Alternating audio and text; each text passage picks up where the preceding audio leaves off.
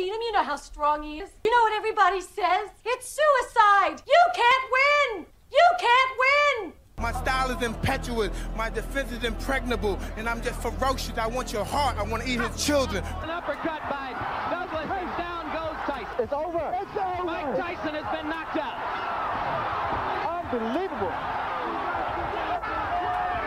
Let's go ahead and call it the biggest upset in the history of heavyweight championship fights. Say it now, gentlemen. Did you want to continue? I would like to continue, but I saw that I was beat on. I realized I don't think I have it anymore because I got to stay in shape, but I don't got on thinking. I'm just sorry I let everybody down. I just don't have this heart in it. You know, I'm just fighting to take care of my bills. But I don't have the stomach for this kind of no more. I got looking at my appearance. I don't have that ferocity. I'm not an animal anymore. Does that mean we won't see you fight again? Yeah, that's most likely. I'm not going to disrespect the sport anymore by losing to this caliber of fighter. Do you want to be a fighter? That's the question. It's not about cutting weight. It's not about living in a house. It's about, do you want to be a fighter? It's not all signing autographs and banging broads when you get out of here. It's not. It's no fun, man. It's a job, just like any other job. So the question is, not did you think you had to make weight? Did you think you had to do this? Do you want to be a fighter? That is my question. And only you know that. I want this chance to show you that your God in karate is so much nonsense. And that's quite easy to do. I know Kung Fu. Show me.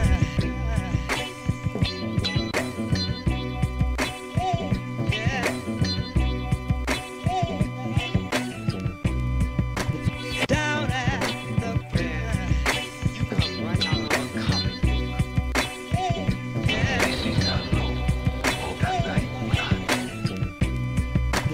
Down at the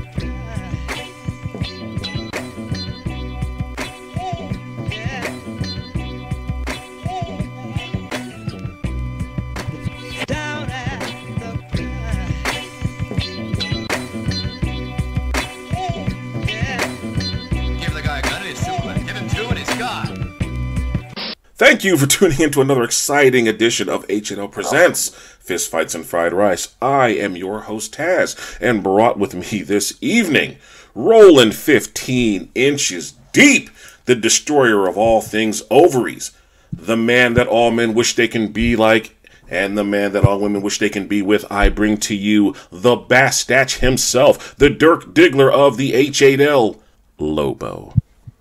I was born ready. Yes. Finally. Bra-fucking-vo. Yes. Yes. Also brought with us this evening, the Ultra Instinct himself, the man who will live and die on the hill of all things DBZ. I bring to you the Shenron himself, Deku. Yes, sir. Also joining us this evening, my spirit animal, as cool as the other side of the pillow, the man, the myth, the legend, the axe-kick-wielding, sternum-crushing individual. I bring to you, UTBABYA. Gadoosh. And last, the Rain Man of martial arts, the connoisseur of all things combat, the self-appointed black man of Dagestan. I bring to you a one Mr. Justice Magnificent. Khabib is the best pound for pound. Can't even argue that. Hear you. Gentlemen, episode 20, aptly referred to as the Combat Butterfly, talking what if monumental moments in combat history had gone the other way. I've been looking forward to this talk for the last handful of episodes, because this is a topic that I think we're all going to have some very interesting opinions on. UTBABYA, would you let our listeners know what we're feasting on? I want to tease him!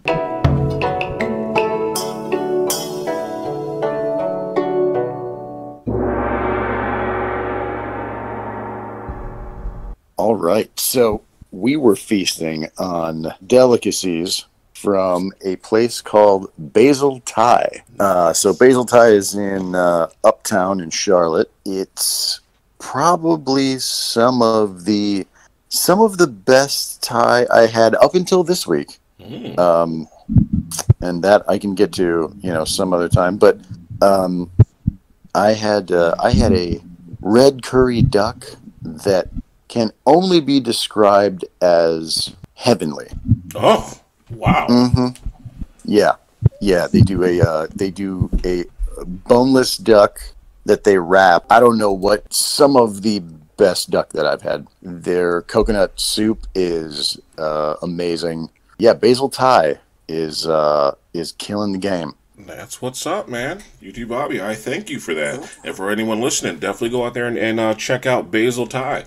Let them know that House of 8 Lim sent you. I don't know if you'll get a discount or not. Probably not, but fuck it. Tell them anyway. Yeah, but you should. We can only hope. Exactly. I'm trying to get some free shit. Trying to make some connections. So before we hop right into monumental moments in history that could have completely gone the other way, should we go on ahead and just, as a collective, just go on ahead and give our proper send-off to one of, if not the greatest mixed martial artist of all time, A1 Anderson the Spider Silva. Now, I can't speak for everyone, but for me, that's still the baddest motherfucker walking the planet. I don't give a shit if he did just get knocked clean the fuck out by recklessly running in on a younger, more hungry fighter. The man is still a legend, and I respect and admire everything that he's ever done. And as far as I'm concerned, he's on the Mount Rushmore of greatest fighters alive. I definitely agree. Yeah, I agree with that. Yeah, I was really wanting him to win that fight. I was really wanting him to maybe make a run at a second title or to being a two-time champ, but I knew that wasn't going to happen. But I wanted him to win because I wanted the Weidman 3 match. I wanted that to be his final fight. So you could watch him die again? What? Why? I wanted to see him go out on top. Weidman? Why? No. What? No. So no. You Father Time has caught up with him. At the end of the day, Father Time has caught up with the Spider. At this point, yeah. Yes, at this point, it's not a matter of if he's a better striker than Weidman. Obviously, he is. I think he said it best in his pre-fight interview. He's not doing the fights for victories. He's not doing it for legacy. He's doing it for love and just the love of the sport. And again, as a former fighter, when you start talking that way, that killer instinct is gone. And in this day and age, with these killers out here, you can't go in that. You can't go in there with that mentality of I'm just doing this for love. Well, these young cats love knocking motherfuckers out, and they love putting legends on their fucking hit list. And that's the power of love. It's not like it's basketball. Like oh, I'm out here just playing for the game. It's not like that. People trying to make a name off of you and everything. I get. And like I did not like to see that. I was with Dana White. Like I understand Dana White's thinking when he said I shouldn't have let him go back in there. He kind of blames himself. That was to see a legend. I don't like to see legends get knocked out, especially people that I'm pretty sure. Well, I can say for me coming up in the sport, he was definitely one of the guys that I actually idolized coming up and try to mirror my whole game after him at one point. And to see him go out like that, it was sad. So, gentlemen, let's go ahead and go right into it since we're on the subject of Anderson Silva, and we are talking monumental moments in history that could have gone the other way, and how would it have shaped combat sports as we know it. So let's rewind back in time. The infamous leg break. What if Anderson Silva hadn't broke his leg fighting Chris Weidman? How do you think that would have changed the landscape of the middleweight division as we know it? Because I definitely think some things would have definitely changed. We would have either saw the GSP or John Jones crossover fight. Most likely the GSP, more than likely, super fight. God, that would have been fun. Oh my God, that would have been amazing. But I also think Anderson Silva would have closed out his career at that time because by then he had legitimately cleaned out the entire division. Yeah, I can't disagree with that. I definitely think it changes Weidman's trajectory. Oh, yeah, for sure. I mean, don't get me wrong, Weidman's accolades are endless. Like, the man has accomplished and achieved quite a bit. But let's call it what it is. In terms of MMA, his name value, his name recognition was all built upon Anderson Silva. Mm-hmm. Yep, Anderson Silva and Machida. Mm-hmm. Yeah, and after all that stuff, it was tough to watch Luke Rockhold just beat him like he was his insolent 10-year-old child. God. Who, Weidman? Yeah. I called that fight. I've seen Rockhold fight. Rockhold's just a bigger dude. A big wrestler who couldn't be taken. Weidman stood no chance. I'm sorry. All right, since we're on the subject of wrestling, let's go right into it. Now, in your humble and honest opinions, since we were winding back in time, changing the landscape of combat sports. What if Shamrock had tapped Gracie in UFC 1 with no gi? Oh, easy. Catch wrestling becomes huge, and the name George Hackenschmidt becomes immediately recognizable in every household. Does that become the new name of Helio Gracie? Well, he becomes the new Bruce Lee figure from the 1800s or whatever. Oh, okay. I'm inclined to agree with you. I think had Shamrock won that shit, catch wrestling becomes the go-to style of submission grappling for mixed martial arts. Catch wrestling becomes a household name practiced by almost everyone. And no disrespect to BJJ, but it falls at the wayside along with the, I don't want to say like the judos of the world, but it tapers around that area. Mm-hmm. And I think Sambo becomes more popular as well. Anything dealing with wrestling of any form, whether it's Sambat, judo, catch wrestling, period, becomes the number one art to learn and do. I agree wholeheartedly. Even WWE would be bigger than what it is right now. I was just about to say that. I think I didn't even think about that. I don't know if MMA would be as popular if Shamrock were one. I think we still would be in that. Well, we definitely wouldn't be calling it MMA. Yeah, we still would be in that wrestling phase where we thought wrestling was, like a legit combat art, which it is. I'm talking about when I say wrestling, I mean like professional wrestling, WWE style. Yeah, because I think they would have been so popular with people like Shamrock. When I was 7, but that's only because I have eyes and watched it. Facts. Yeah, some people though. Same. Yeah. Dude, let me tell you how wrestling would be big. Wrestling would be so big that we would just be finding out maybe 5 to 7 years ago that it's the matches are predetermined. That's how big it would have been. 5 to 7 years ago. We're like, hold on, the matches are predetermined? 7 years ago. No, because we had guys all the time breaking character because they couldn't stand the gimmicks anymore. Facts. Not all of them could wrestle though, so like really, really wrestle and really grapple. Dean Malenko would be the most dangerous motherfucker walking the planet. Yeah, anybody from Calgary, Alberta, Canada. That Stampede Wrestling promotion, they'll be all of them be legends. Yeah. And every one of them would be in fucking UFC right now. Yep. Bret Hart would be your commentator. You can almost argue that it wouldn't be called MMA because it's called shoot fighting. Bravo, sir. Bravo. Yeah, that's a very good assumption. Yeah, definitely. Man, since you led into it, let's go there. Does shoot boxing or shoot fighting have a resurgence if things had gone differently? And Shamrock won and dominated, I would say yes. I would have to agree with you wholeheartedly. I think shoot boxing or shoot fighting becomes not only the go-to style, if you will, to learn, but I think not only that becomes a household name, but I think everyone and their mother starts dick riding and biting off that shit. Yeah, come to my shoot boxing school, or I train at Shoot Fighting Academy, Queen City. I can see that shit. It's actually a dope name, Queen City Shoot Fighting Academy. Don't steal that shit.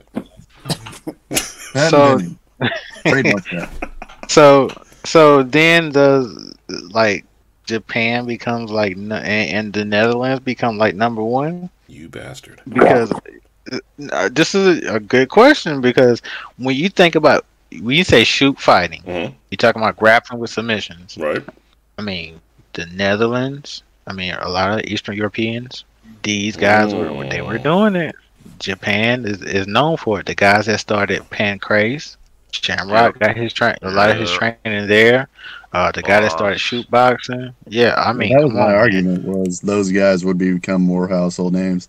I'm gonna make a bold claim here. But wait, then how does Luther Libre play into that too? Because again, they were no-gi with some submissions. Well, you'd have to have brought one of those guys up and fought him when UFC won, and that guy would have had to win. Bold claim here, but I'm gonna step out on a limb here. Now again, we're rewriting history based upon these matches. You bring up a real good point in regards to, Brazil, Japan, Luther Libre, all that.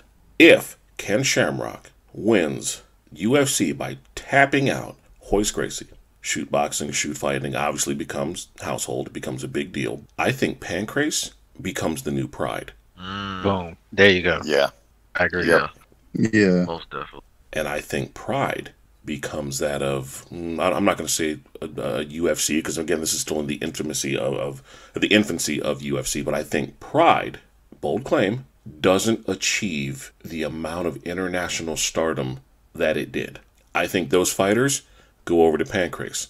I think your Fedors, your Kevin Randlemans of the world, because let's call it what it is. Pancrase would have better suited guys like Mark Coleman, Jerry Bolander, et cetera, et cetera, et cetera, the whole Lions Den crew, far better than that of Pride. In my humble opinion. Now again, we're rewriting history. Catch wrestling becomes the new BJJ, and to answer Justice's question, Lucha Livre eventually becomes what and how we look at Muay Thai as the go-to striking system for MMA.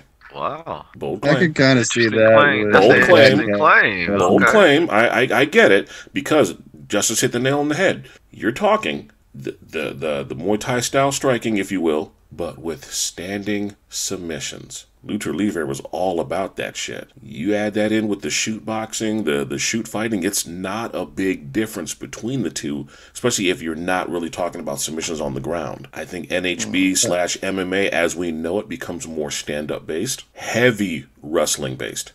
Yeah. Pulling guard. That pulling guard shit. Everything will be top game. Yep, you hit the nail on the head. Everything becomes top. I think you have far more ground and pound finishes than you do armbar finishes. I agree with that. But also, if I wasn't, it remains, I don't want to say underground, but it remains banned in almost every country, and it remains underground. Yeah. We way never Livre matches have gone. Yeah, exactly. I can 100% see that. We never get to the Spike TV deals. Just my humble opinion. I could be completely wrong. But I see that changing the complete landscape of MMA as we know it. All right. I can't find a way to disagree. I think we end up looking at Lucha Livre the same way we look at Lethway until we discover Lethway. Interesting. Bold claim, I know. Bold claim. Lethway is now finally starting to get some traction and is now finally getting some love. It's not like that's some new shit. 1,000 years old. So now, what? Gerard Gordeau. Boom, he beats Gracie. Proves once again BJJ is not as effective as it claims to be. Now you got Ken Shamrock, the shoot fighter, and then you got Gerard Gordeau, the Kyokushinkai Savate fighter. Nothing but stand-up. Like Nothing Savate, but stand-up. Dutch kickboxing and karate would have made a huge boom. And or better wrestling yet, would be the grappling art. Or better yet, to make it fair, since because Ken Shamrock would just take it to the ground. Let's say Shamrock gets injured. UFC 2, Gerard Gordeau from UFC 1 beats Royce Gracie, fights Pat Smith, the kickboxer. So now you got two stand-up bangers standing toe-to-toe in an extremely large octagon, because that shit had to be like 30-some-odd fucking feet back. Yeah, it was huge. Yeah. Kyokushin and Savate versus kickboxing and whatever other shit Pat Smith studied. I know it was more than kickboxing. Pat Smith had a bunch of belts. Yeah, he had a shit ton of belts. Karate belts. He had a shit ton. So again, now you have two guys who, I mean, outside of the Savate, outside of the Muay Thai, whatever, predominantly hold belts in karate, standing toe-to-toe in the octagon. What does that do for karate? I mean, karate was already on its, we already thought about karate. It was riding its high horse already anyway, early 90s. Yeah, but that was like McDojo karate. Yeah, that was McDojo karate. That wasn't like real deal, take it to the fucking streets karate. We're talking about karate where you can get fucking bodied. This could be the resurgence of that. I think not only does that bring back karate, I think that also, and again, bold claim, because there's always going to be McDojos, but I think there's going to be far less McDojos. People are going to want to do the shit that they saw in the UFC. They want to see Gerard Gordeau and Pat Smith. They want to see the leg kicks, the head kicks. They want to see all that shit. I could see Sabaki Challenge gaining more popularity with that. I think Sabaki Challenge becomes a household name. I think the 100-man Kumite from, Kyokushin becomes a pay-per-view event. To watch somebody face 100 motherfuckers to see if he makes it. I would say K1 will still be in its prime. Still going on right now. Glad you brought up K1. I think the living mantra of H8L when it comes to kickboxing and Muay Thai and karate goes a little something like this. We do not train to be merciful here. Mercy is for the weak. Here, on the street, in competition. A man confronts you, he is the enemy. An enemy deserves no mercy.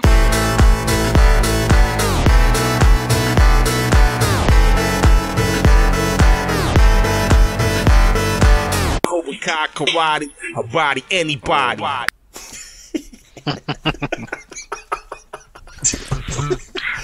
That sounds about right.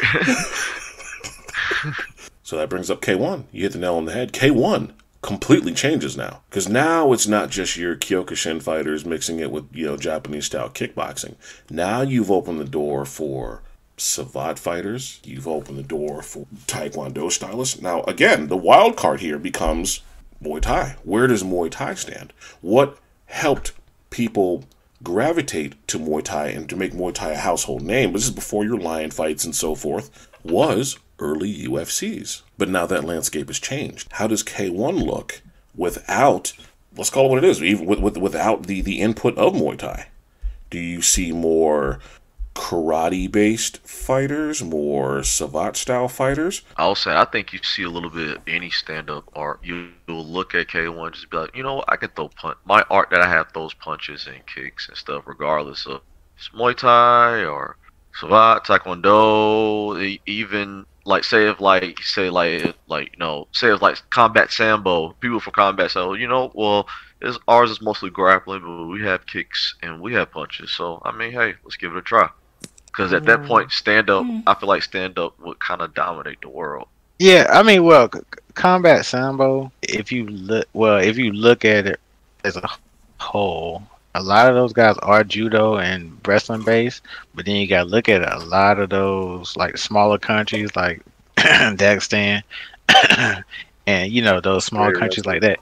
They do have those training facilities where they train a lot of stand shao, a lot of kung fu, a lot of of stand-up arts. So a lot of that is already involved in combat sambo. I don't know if that would play a role, in my opinion. I see what you're saying.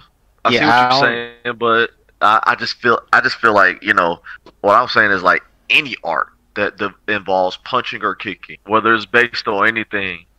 Leg kicks are the difference maker.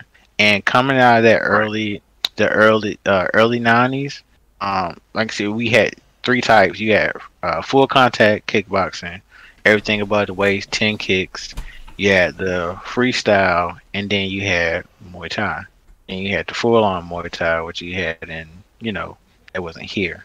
That freestyle was the only one that would allow you kicks to the upper portion of around the knee area. Nobody was really used to that. So when you start talking about, people going into K1 with different art styles, those Dutch and, those guys still would run everything. I don't know if it would make the difference because of those kicks they were already used to. Because I mean, when you think about it, K1 it's kind of kickboxing is kind of before UFC. I know a lot of people pay attention to it around the time of UFC, but when you talk about even Dutch kickboxing, Sato Kai Khan, what's the other gym? Majero Gym, the start of those. Yeah, those inceptions are like 60s, 70s. So these are like before, like pretty much shit. I mean, we still 20, 30 years behind striking wise, to be honest. Facts. I think every one of those cats that you see in the K1 videos, the K1 DVDs, or the K1 highlights that walk to the ring with their karate gis on, I think every single one of them, even though we laughed at them because they would get destroyed by kickboxers, especially foreign kickboxers, I think every single one of them comes to the ring and fucking dominates. Because the style of striking has completely changed. Remember, we've now rewritten history. Karate fighters rule that shit. Abso-fucking-lutely it does. Because granted, yes, Dutch kickboxing had a very dominant presence in early K1. It had its presence all throughout K1. Dutch kickboxing, heavy Kyokushin based. Right. So yeah, you're right. Yeah. See what I mean? Now you got all these gi-wearing motherfuckers coming out there and being complete fucking wild cards. What the hell is Deku doing? Another wild card, and I think this is going to be a debated opinion, but I don't give a shit. I think Keith Hackney wins one of those early UFCs if you take out submissions, or I should say, if submissions aren't as prevalent as they were. I know that's a tough one. Old ball smashing Keith Hackney. Keith Hackney. I remember the UFC 4 and UFC 3. To be honest with you, I never heard of this guy. What the Is fuck? he the one that ripped Chemo's nuts off? You got it. Oh, that guy. Oh, okay. No one remembers him until you bring up ripping his balls off.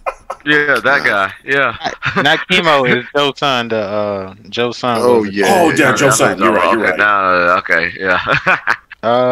If anybody deserved that though, it was Joe Son. I don't know because if I'm thinking right, trying to think. UFC 2, he fought the big sumo black guy, knocked him out with an overhand palm strike, open handed. Yeah. Kempo karate stylist. So, what bracket he would have been in? Because I think he probably would have faced off against Shamrock. I don't know. That's a tough one. Oh, I got a good one for you guys. Imagine, if you will, Steve Ninja Cop Jenham winning 3 UFCs. I would be completely fucking amazed. He won 1. As an alternate, and he fought a tired guy. Still counts. Yeah. Just something to think about. 3 of them? Yeah. I mean, but again, then do we all start running around with, oh man, what's the ninjutsu guy's name? Warrior International. Ninjutsu. I can't think of his name. Oh man. Done a Steven. Yeah. Shit. Know this. It's all to my tongue. Oh man, what is that guy's name? I can't think his name for anything. Like, what does that do for ninjutsu in America? I think ninjutsu still, basically lives and dies by the 90s. I think ninjutsu is still a harder sell as a legit street fighting or self-defense system. That's just my opinion. That's because it's not a real thing, but I wish it was. Right? I'll tell you one thing that definitely changes the landscape of combat sports, going back in time. I want everyone to picture this. We are now the quarterfinals. UFC 1. Hoist Gracie, Art Jimerson, the boxer that came out and had one glove on his hand because he actually had a fight the next fucking day and couldn't risk getting his hands broken. What if Art Jimerson knocked out Hoist Gracie to advance to the semifinals?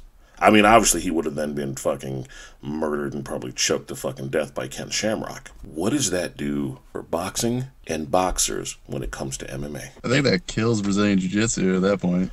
I think it shits on Brazilian Jiu-Jitsu, but honestly, I think it also destroys the landscape of MMA and UFC. Yeah, because boxing is the end all be all. I think if had Art Jimerson won that shit and defeated the fucking poster boy of early UFC, as well as the poster child for what we Americans know as BJJ and Hoist Gracie, I think that puts the nail in the coffin of both. One fight is all it takes to change the landscape of everything. If Ken Shamrock beats Hoist Gracie, catch wrestling rules supreme as the most dominant form of grappling, probably until it runs into a combat sambo stylist. In my opinion, I could be wrong, but just in my opinion, I think karate and savate become the go-to striking along with boxing for MMA as we know it.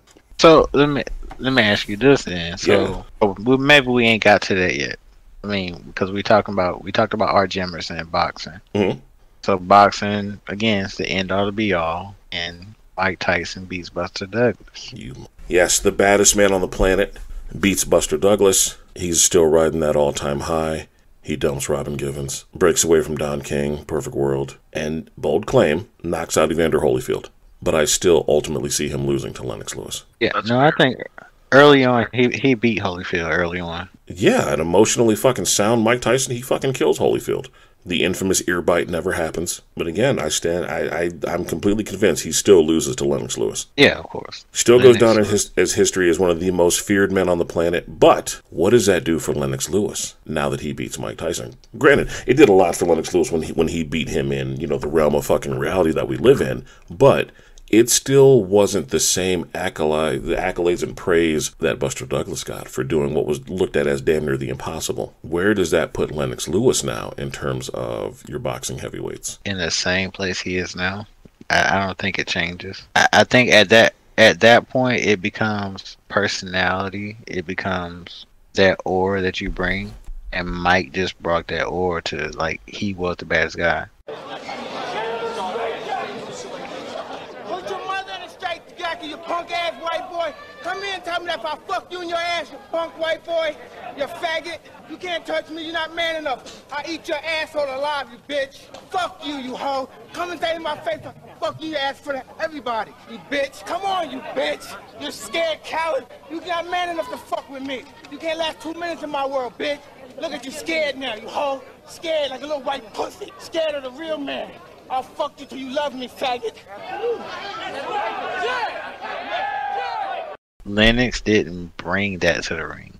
He brought that UK, I'm a gentleman, I'm a boxer, you know. Right. He brought some. I'm an athlete to the ring. I'll give you that. Mike brought that intense. Yeah. Always confusion with Mike Tyson, who's standing by with Jim Gray. Jim? Yeah. Okay, thank you, Steve. Mike, was that your shortest fight ever? I don't know, man. Yeah, Lennox Lewis. Lennox, I'm coming for you. I was going to rip his heart out. I'm the best ever. I'm the most brutal and vicious and most ruthless champion there's ever been. There's no one can stop me. Lennox is a conqueror. No, I'm Alexander. He's no Alexander. I'm the best ever. There's never been anybody as ruthless. I'm Sonny Liston. I'm Jack Dempsey. There's no one like me. I'm from Nairclaw. There's no one that can match me. My style is impetuous. My defense is impregnable. And I'm just ferocious. I want your heart. I want to eat his children. I want to eat your kids.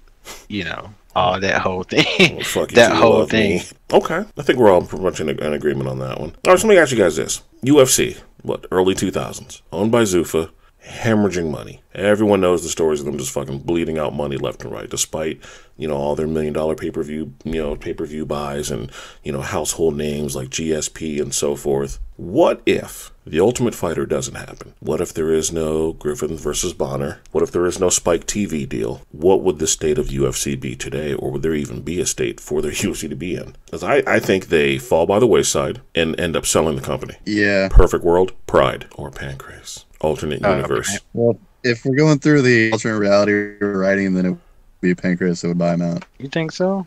More than likely. I mean, if we talking about Zuffa still owns and we still go through, I think, well, at that point, like, which promotion would be the dominant? Pride would most definitely be the most dominant. I mean, marketing wise, UFC will still be in it. I really just think at some point.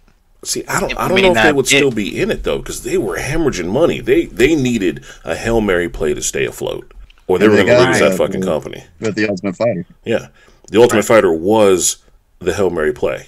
If there's no Ultimate Fighter, Ultimate Fighter, no Bonner versus Griffin, no fight between two everyday Joes that brings in millions and millions of viewers. It's just pay-per-view buys, ads in UFC, or ads in Black Bolt magazine, shit like that. Yeah, they sell, but who they sell to, I don't know. I don't even know if Pride buys into. Well, I'm going by the alternate universe. We've already established that Ken Shamrock wins, Pancrase becomes more popular because of reasons mentioned. So I could see them buying out and being the dominant force. And Pancrase, as we know it today, is that of the UFC as we know it today. Well, if Pancrase, but the rule set though, is it the rule set still the same as the original Pancrase, or is it more like UFC? I think, remember the original Pancrase. Right. Being that it's not an American organization, I would assume it wouldn't be the same as the UFC. I think they conform over time. Well, we're also assuming they're going to host shows in America. Of course. Well, see but that's the thing. How do you get into the American market with the rule set? God damn it! Well played. Man, because you gotta remember, we gotta remember, if none of this happens, you have guys. You have to. Back in the day, Senator John McCain. This is human cockfight. It's not boxing. Yeah, I mean, I think that's what the main thing is. Like the Bonner Griffin on Spike TV was amazing. I think we forget that we had very few states that would legalize UFC. In the early 2000s. So how do you get it legalized? I think Pancrase with the original rules, and because the similarity to pro wrestling, it has a boom and that gets legalized. But then you got overhand palm strikes and kicks. But now you start to talk about, you know, elbows, knees, things like that. How do you get? I mean, who gets that? Who goes to, you know, the Senate? Who goes to? I figured it out. The athletic commission to get that done. Body being legal, but I don't think elbows would be. I think you both are missing the bigger picture. You guys are both missing the elephant in the room. More than likely. New Japan Pro Wrestling. Oh, damn it. Yeah. New Japan Pro Wrestling and Pancrase. You start doing joint shows. Obviously, you have your preconceived matches, but then you also have your shoots. And I think Deku hit the nail on the head earlier on. If we're looking at it from a catch standpoint, how do you determine which is the shoot versus which is actually preconceived? Remember, this is the... what? This is during the fucking Attitude Era. Yep. Right smack dab in the middle. Right dead smack dab in the fucking Attitude Era. Shoot wrestling becomes huge. Huge. You have your crossover events. You got, this is probably a horrible example to use, but he's still one of my favorite wrestlers despite the heinous shit he did. You have the crippler Chris fucking Benoit going over to like Pancrase. He counts. What are you talking about? What he did was wrong. I mean, what he did was fucked. His but body of work over his career, he just went absolutely crazy. Come on, like, no, I don't think he had can't. any like prior shit or anything. Let's take out. Let's just focus on the body of work throughout his career. Nothing else. I don't think Justice can separate himself. So you know what? Fine. I'll use someone else. I can fucking Justice. I can separate it. I can separate it too. I think UTBABYA can separate it. The only one who's sensitive right now is Justice. Okay. Go ahead. Go ahead. All right, cool. We're in there. We're back in there, bro. So sensitive black snowflake. His body of work as a great competitor in the ring. His almost near perfection of work. He goes over and fights in those crossover promotion. Bring in not only with him his fan base, an American audience, but crossover appeal. Ken Shamrock, Chris Benoit.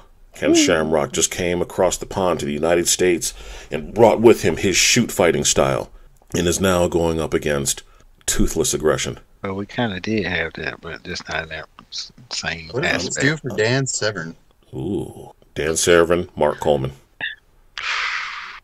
Ooh. Tell me that doesn't write itself. I'll take it, Mark Coleman. Oh, fucking day, I'm taking Mark Coleman. Until it goes to the mat.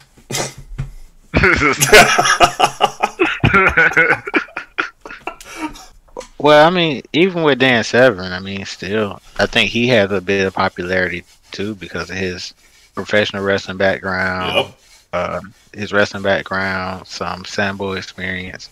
I think, like I said, we see a big boom in shoot fighting. Absolutely, and we're also missing the other side of that coin. So we talked about, you brought up a good point. How do you secure a TV deal? How do you get the eyes on it, and so forth? We brought up Dan Severn. Outside of WWF at the time, WCW, what was the other major promotion he was associated with and was a champion? NWA. National Wrestling Alliance.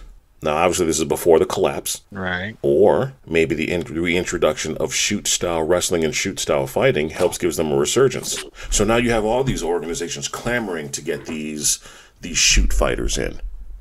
Obviously, WWF has more money. Obviously, they're going to get the fucking best ones, obviously. But now you have mass crossover appeal. But do you, though? Fuck yeah, you do.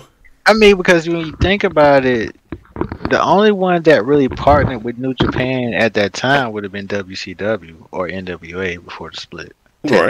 Technically. Yeah, so wouldn't they I would have thought they would have probably been the first ones on it. I mean, I think all these organizations would have gotten some of these fighters. Not everyone's price tag is going to be the same, just being honest with you. Yeah. Well, that's obvious. I mean, obviously, this is all, fucking alternate universe, realm of fiction, conceptual shit. But I am convinced all it takes is that one fight to change fucking history as we know it. It's like, I think another facade of MMA that gets changed. Ronda Rousey taps out Holly Holm. Now what? She retires as champion. Well, you goddamn right she retires as champion, but what does that do for women's MMA as we know it? I think it goes downhill. Really? Wow. Wow. I'm gonna be honest. I I think that needed to happen because I think Ronda was bigger than the women's division itself at the time. So it had to happen that way. If she beats Holly Holm, remember all the superstars are gone. Gina Carano's in Hollywood. You have Cyborg still jacked up. Nobody's going to fight her. She can't get fights. So you just have just women fighting, and nobody has an appeal to it. Nothing's really appealing to the casual fan or even the hardcore fan to a point. See, I kind of think the opposite. I think that Ronda Rousey beats Holly Holm, taps her the fuck out, patented armbar shit. She retires, sits on top of that fucking, female Mount Rushmore. And it's just her up there for the time being. Now there is a clamoring, an opening for more female fighters to capture that fucking gold. And what we don't get, and again, alternate universe, now what we get are, your karate hotties, your Paige Van Zandt, your Beck Rawlings, your fucking Bullet Shevchenkos, all that shit. But now, I think the cream rises to the top, and all of the bullshit, women's MMA fighters that fucking suck. These are Lobo's words, not mine. For all these women that suck. You are not putting these words in my mouth. For all these women that suck, they get weeded out, and what you are left with are nothing but fucking killers. Because now they have something to strive for. Before it was just, who gives a shit, all eyes are on fucking Ronda. Or, Ronda's, like as you said, is bigger than the entire division, or all the fucking divisions that aren't occupied by men. Who gives a shit? But honestly, that's why I agree with Justice, actually. I'm listening. Because they weren't promoting women's MMA, they were mostly just promoting Ronda Rousey. Right. So if she does win, who's going to replace her? I mean, you still have your Holly Holmes, you still have your Kat Saganos, you still have your Amanda Nunes. None of these women go away. Here's the problem. Amanda Nunes had already started training by then, and that bitch was inevitable. Exactly. I mean, there's no way she's not, she still ends up champion no matter what happens. Facts. Remember, she got outclassed by Kat Zingano. She did get outclassed by Kat Zingano. And what happened when she lost? Early on. She went back to the fucking drawing board. If that happens, what does Dana say? You gotta think about it. It doesn't matter. No. See, you're looking at it. Everyone in any other organization comes it doesn't matter. You're looking at it like, okay, well, Dana's cash cow's gone. There goes the division. Remember, he made that division. He made the women's division solely because of Ronda Rousey. But now you have the likes of a Holly Holmes in there. You can't deny her. You can't deny her pedigree. You can't deny the fact that she's been a champion in other organizations. You can't deny that. She's still a cash cow. Even till this day, she's still a cash cow. But like UTBABYA said, Amanda Nunes is destined to fucking happen. Dude, she's like Thanos. She's going to happen no matter what. Yeah, exactly. Regardless, the rise of Amanda would have still happened. She got outclassed by Kat Zingano, but I mean, she was earlier on in her career. She didn't know in her game. She was gonna go to American Top Team, get way better than what she was, and she will still be the dominant champion that she is. The only difference is she just doesn't have the name Ronda Rousey or her scalp on her fucking mantle. Right. And see, now you have Ronda Rousey sitting up on top of that mountain as one of the greatest of all time. One of the greatest to ever do it, especially for women. But now you can no longer just rest solely upon that of Ronda Rousey. Now you have to put your PR machine, which they don't do, behind Amanda Nunes. It's just another day in the office of her destroying bitches. Ronda fucking, Ronda retires. It's always that what if match. What would have happened? Ronda's gone. Now we need somebody for the ESPN body issue. Because remember, before that fight even happened, they hadn't signed with ESPN yet. Now you take your Amanda Nunes and you have her fucking topless on the fucking beach throwing karate kicks or whatever the fuck it is that they normally do for those broads in those magazines. Now you have Amanda Nunes. You get behind her. You hype Amanda Nunes. You play off the fact that she's LGBTQR, whatever the fuck letters, all that shit. Now you put your PR machine behind her. It's literally a passing of the fucking torch as opposed to a mugging of the torch and just taking that shit, which is what we actually got. Right. Now, I feel like this. Imagine if, Ronda did retire after she beat Holly Holm. Yeah, Amanda rises up. She takes out Holly. She takes out Misha. She takes out Jermaine. I don't see any of that shit changing. That is foretold. Shevchenko, and now No, you're wait, this dominant. Stop there. Rewind. Stop there. There's the wild card. There's the fucking wild card. What if? Now again, realm of fantasy. She doesn't beat Shevchenko. Landscape changes again, right? You said what if she beat Shevchenko? What if she doesn't beat Bullet? Yeah. She did the first time. I mean, technically, we all know she didn't. Let's go ahead and be honest. Lost that fight, but you know. Yeah, she got dropped. Yeah, she got dropped. Yeah. Right, it does. It just. I don't want to be that guy tonight. No, that's okay. Go ahead. Go ahead and Deku this shit. Go ahead. It just. When you get those people that are big in the division like that, when I think, listen before you say it, but when I think of Rousey and she retires, if she beats Holly Holm, she still, in my opinion, I think she still has a job with the UFC. Who gives a shit if she has a job? See, but here's the thing though: if she has a job, if she's doing help promoting women's, I look at her like I would look at Floyd Mayweather. Him promote his boxers now. You're never going to want to know what the hell's going on with his fighters. You're always going to be asking Floyd, so when you come back, what you got going on? That's inevitable. He's always going to be talking. He's always going to be talking. That's inevitable. That was the same way with fucking what's his name? Militech and the rest of the fucking hit squad. But you know what happened? Fuckers in the hit squad started winning and started winning titles. People gave less and less a fuck about Militech. Matt Hughes, Robbie Lawler, Jens Pulver. The list goes on and on. That's a natural part of the fight game. Anytime you're the best at anything. Different though, because Milicic wasn't as successful as Rousey was. He didn't have that hype. He was a champion of that era. You can't compare the two levels of hype because let's call it what it is. It's two different time periods.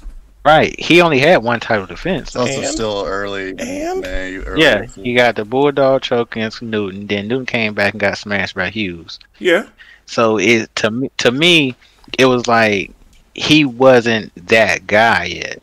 He was still like the coach versus the retired guy who's now helping promote fighters in the UFC. Not a stable of fighters, but actual the fighters. Everyone knows, if you know MMA, Dana White loves Ronda Rousey. Of course. She retires to be a champ. She gets a job, just like Chuck Liddell, just like anybody else. Right. But she's going to, and again, if she has that job, she's helping promote women's MMA, knowing her personality now, it's always going to be about her. It's always going to be that shadow over the division. Who gives a fuck if it's about her? If she can annoy bitches to want to fucking sign up to the UFC to come in there and whoop her ass, as long as she's, bringing in bitches that can fight, who cares? That's a very fair statement. I would rather a legion of women who could genuinely fight and whoop ass come to the UFC for the sole purpose of trying to goad her out of retirement to beat her ass and put on entertaining fights. I'll take that all day over the Misha Tate, Rin Nakai type style fights. You remember that shit. Yeah. That sad ass shit. Yeah. I'll take that shit any day.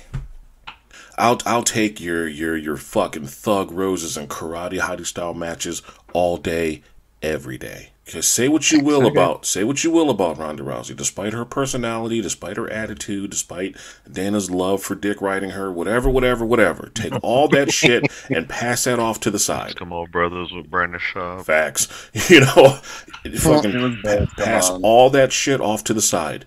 Her being there helped bring in the Thug Roses, the JJs, the Bullets.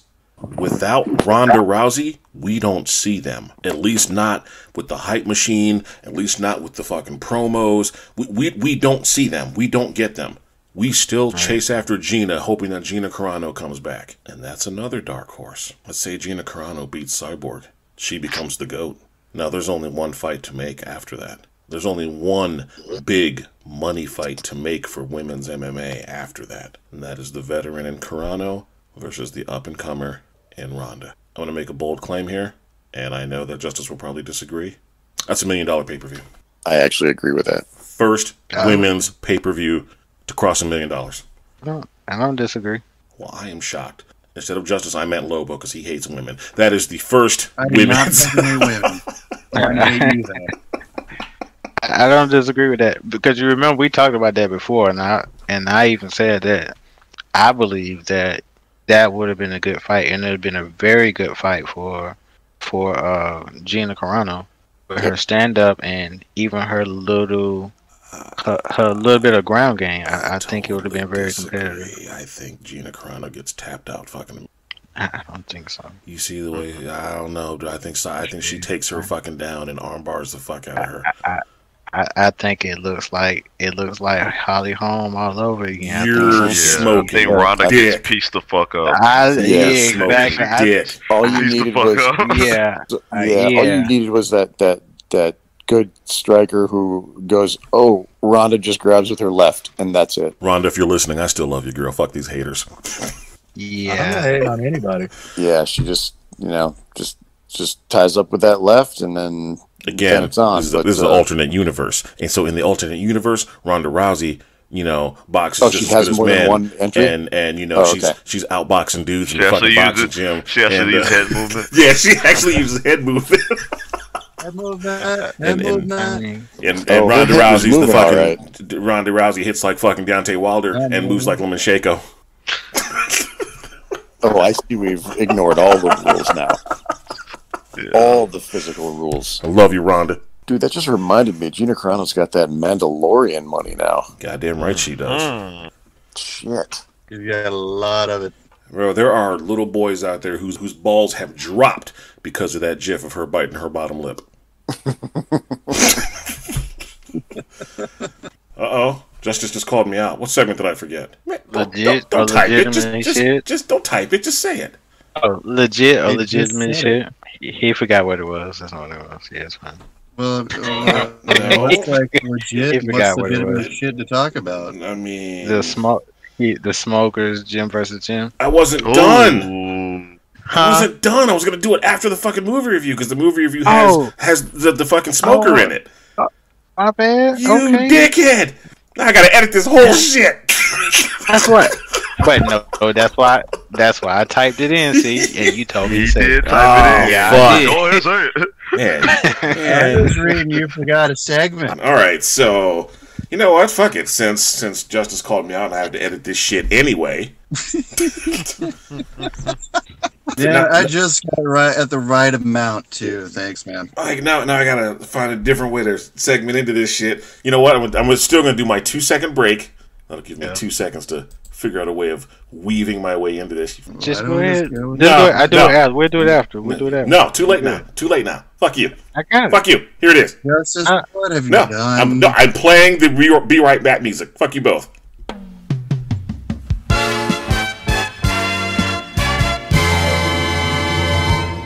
And we are back. Before we get into our craptacular karate flick movie review, Justice was kind enough to call me out in the chat in regards to forgetting a segment, even though I have it in order, but fuck him. Since we were talking about alternate universes and monumental moments in sports history that have changed the overall outlook of things, that brings me to something that I think affects all of us who have either competed, want to compete, or have previously competed, and that is smokers. Gym versus gym, full contact, obviously competing under a particular rule set, but like I said, nonetheless, gym versus gym sparring. Now, this is a hot subject for some people because some coaches, some promoters, some individuals don't necessarily believe in gym smokers, and they feel that it actually does a detriment to the fighters. And that's great. That's their opinion. For me, I love the idea of smokers. I think smokers are fucking great. I think smokers are one of the best ways of not only improving your skill set, testing your skill set, but on top of that, I think it's a great way of gaining experience that you're not going to get anywhere else, like inside of the gym, just sparring the people that you train with every day. What are your thoughts on smokers, gentlemen? I would have to agree with you. I mean, the only way to get experience is to go through and fight. So the more fights you have, the more experience you get, the more confidence you get, the more you're likely to do better when you actually do a debut fight. Justice, about yourself? I mean, smokers, they can do that. I guess for me, it depends on what kind of smoker. What about you, UTBABYA? What are your thoughts on smokers, sir? I would treat them as matches and not just sparring sessions, specifically so that you don't have guys taking unnecessary damage like that. Okay. But I mean, I do like the idea of like getting to spar guys that you don't know. I mean, you don't know their tendencies. They don't go to the same gym. You haven't seen them spar, because you got to be able to learn to make reads in real time. So that's obviously like the best way to do it is spar someone that you don't know. Now, do you think they should count against their record, or you think it should just be some unofficial bouts, no harm, no foul, doesn't affect your record in any kind of way?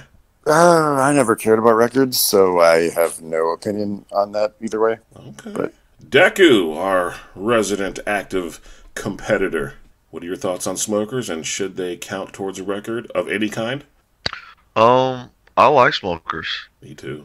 I've had 6 smokers, 3-3, 500. But I like them because that was my thing coming up fighting. I may not look like now, but I was a very nervous fighter. And my coach at the time was like, "Hey, let's do the smoker thing, just to get you going, get you used to like competition of actually hand-to-hand competition and everything." And it has helped me like, if I win or lose, that's fine. It doesn't count towards your record. And I feel like it helped me. I will say that I wouldn't advise having 6 smokers. I think maybe 2 that should be enough to get your feet wet. They get used to, competition at the amateur level. But I would say like maybe 2 or 3 smokers, then get your amateur fight and you'll be good. For me, it helped me, and I don't know about anybody else that has ever fought and done smokers. Okay. But yeah, I like the idea of smokers. I agree. I'm like I said at the beginning of the segment, I am a big fan of smokers. I believe in smokers. I believe that you can successfully have a smoker, and you can also do it wrong. And I think one of the ways that a lot of promoters or gyms do it wrong, you got a kid that just got his fucking bell rung last Friday, and now a week later you're putting him in another smoker. I think if you do a smoker and you get knocked out, just like you would in amateur boxing or professional boxing, you can't do shit for 30 days. I think if you're going to do a smoker, I think you should do them with heavier gloves. Like back in my old gym, whenever we would do smokers, we would have the roll bar fucking headgear with the giant bar that goes across the center, so it makes it that much harder for you to get knocked out. We used to use 18-ounce gloves, but it was no malice to it. It wasn't 2 guys just going in there and fucking just wailing on each other and killing each other. Granted, that did happen sometimes. I mean, sometimes you just can't help it. You get a heavy-handed cat versus a well-skilled technician, fireworks are bound to happen. There's no way around that shit. But with that being said, you can make these events safe. In regards to the record, I'm not the biggest fan of counting smokers as towards records of any kind, and the reason being is because you're always going to get that individual that's going to try to count their fucking smoker towards their amateur record or towards their pro record to try to pad their shit. That's just me. Other than that, I think that if you follow the safety guidelines, you have medical staff nearby, and you have an understanding of the exact rule set, I think your rounds should be a lot shorter. Like when we used to do them, we would do 2-minute rounds. So 3 2-minute rounds. And if one person is just getting fucking worked in round 1, it's over. It's done. Don't send them out there for a second round. They're not going to get it back. When you get your fucking dick put in the fucking dirt and your eyes rolled into the back of your head, it's over.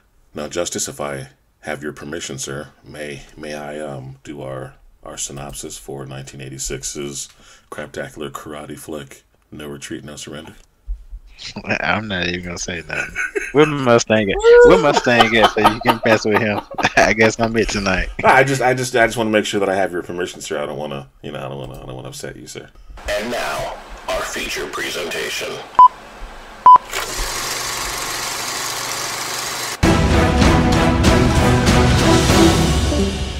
I am pleased to present our Russian brother, Eastern Europe's most feared martial artist, Ivan Krashinsky!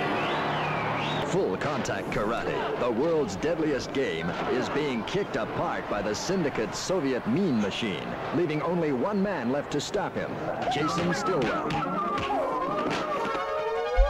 You've been fighting again. So, you know how I feel about fighting. Yeah, I do.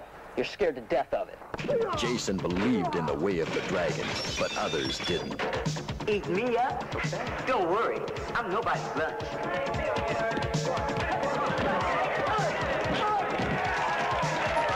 Now you force my hand. An example must be made. Say, Lee, you have to help. Then one day, the dragon returned. You know. You asked me to come. No Retreat, No Surrender is a martial arts masterpiece. Before has unarmed combat been displayed as powerfully as in this pugilistic ring of death. Okay, I couldn't take any more of that. I was wondering when...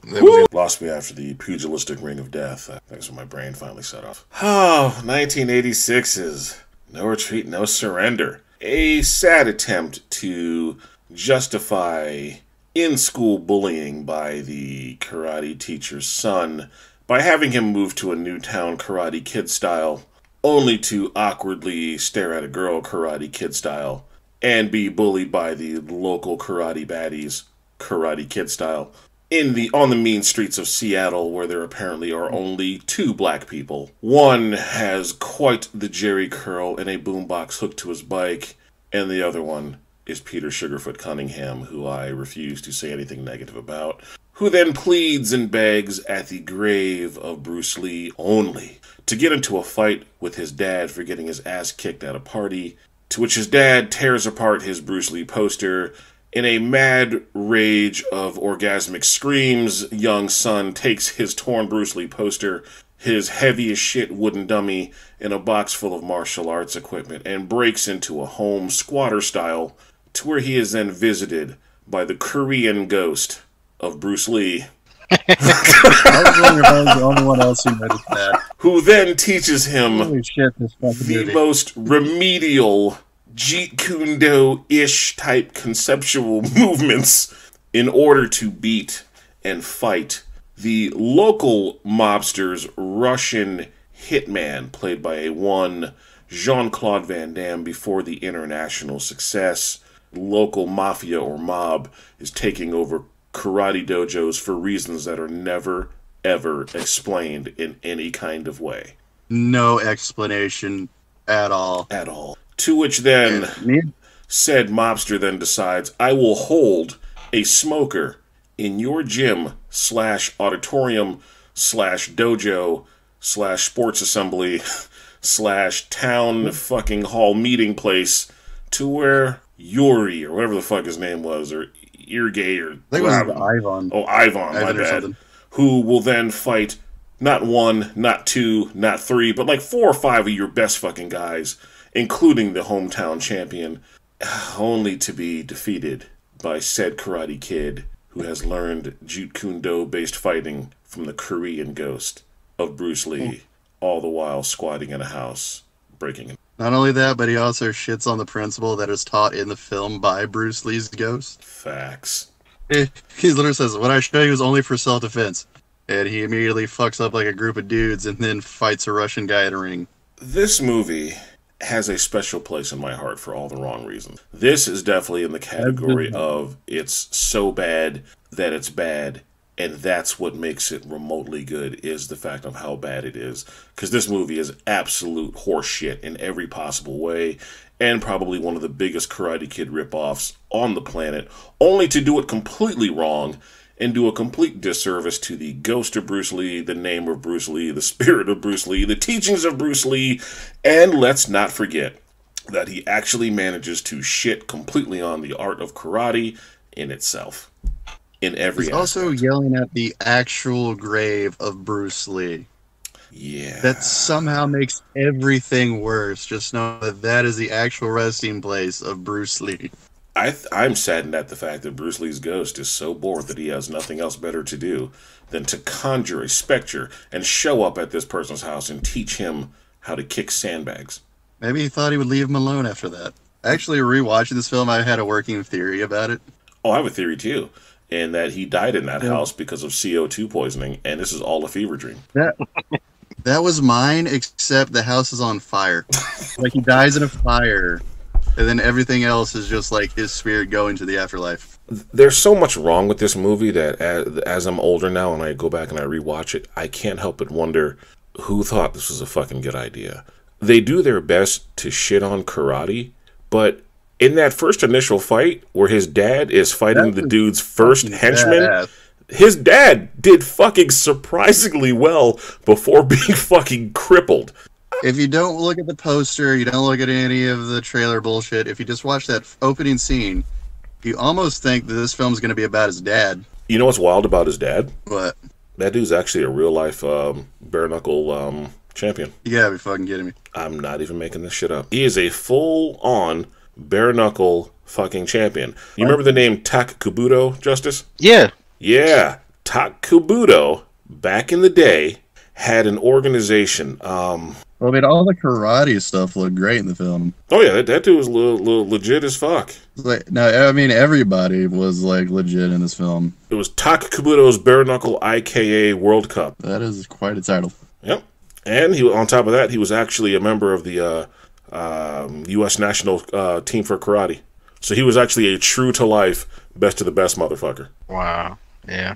Wait, you know what I'm going wild at? Do tell, sir. I was looking up that. I just looked up that. What you call it? I was looking up the event you just said. And then it just so happened it pops up that he invented the Kabuton. Yep, Tak Kubota. He invented the Kubaton. The thing you have on your keychain, Tak Kubota invented the Kubaton. Nice. Tell me that's not some wild shit. That's pretty cool, though. Man, this movie is fucking wild, man. I can't believe that they just... And I'm not trying to be racist when I say this, but you couldn't find one Chinese guy to imitate Bruce Lee? How'd you like this movie, Justice? Looking back on it, it is terrible. Dog shit. Terrible. Even just the sound effects. Like, man, I got so mad in the beginning with old buddy with the Jerry curl, with breakdancing and rapping, man. I felt like Deku. I was like, man, this is some horseshit. I'm about to turn this off. But some kind of way, I fought through it. So this movie, man, I'm gonna be completely honest with you. As much as I enjoyed this movie when I was a kid, this fucking movie does not hold up well at all.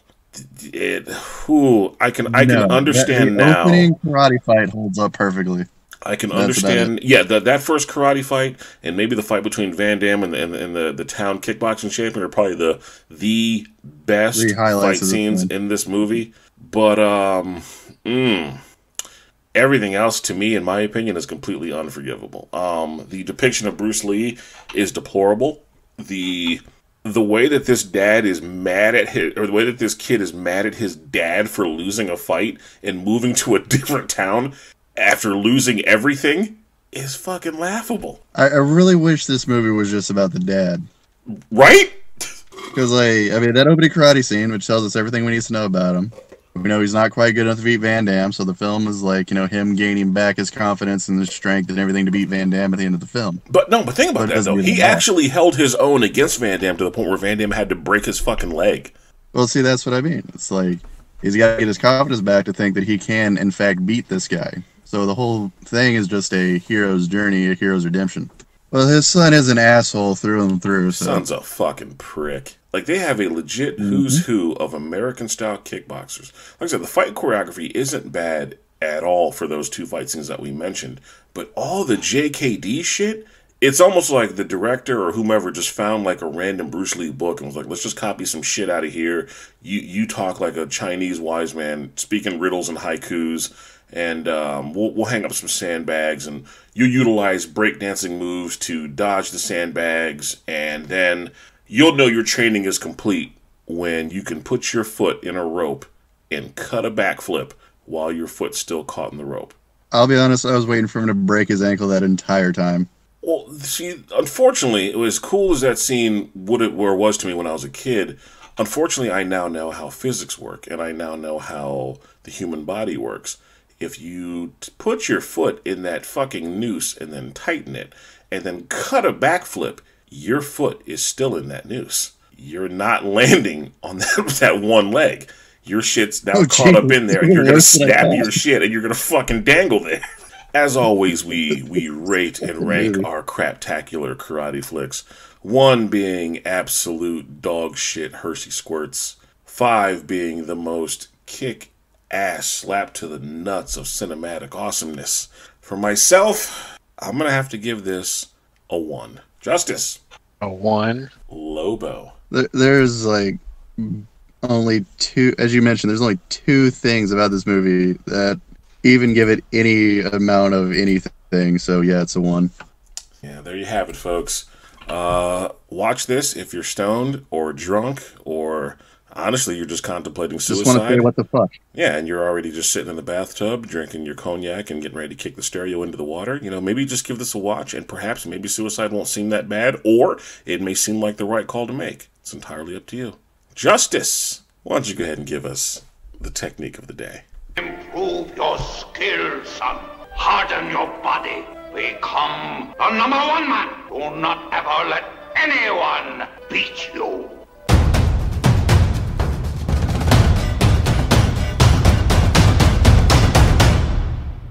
Technique of the day.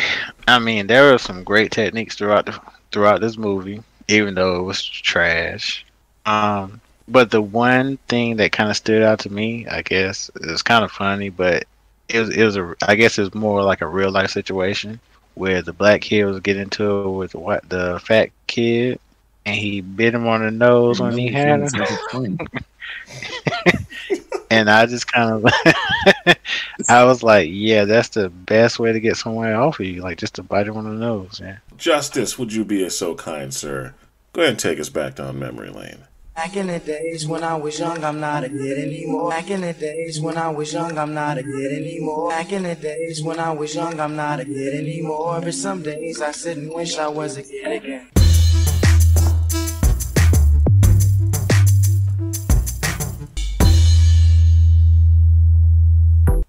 So this week we're gonna highlight another fighter. Last week we kind of talked about Manson Gibson, and before we talked about Peter Sugarfoot Cunningham. He was in this movie. He is, but we're gonna talk about the guy who trained Sugarfoot Cunningham, Benny Urquidez. All right. Great kickboxer. I mean, just in the 70s, he was pretty much unstoppable. Only lost 1 fight. Trained a bunch of people, bunch of champions. Was a champion himself. The guy's just a martial arts master, hero, all around Hall of Famer altogether.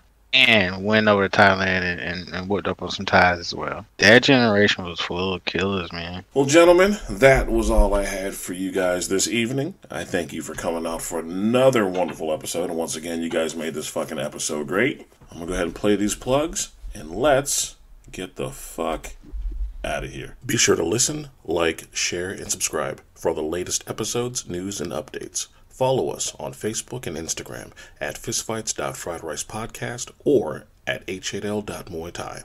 On Twitter, follow us at H8L_Fight Talk.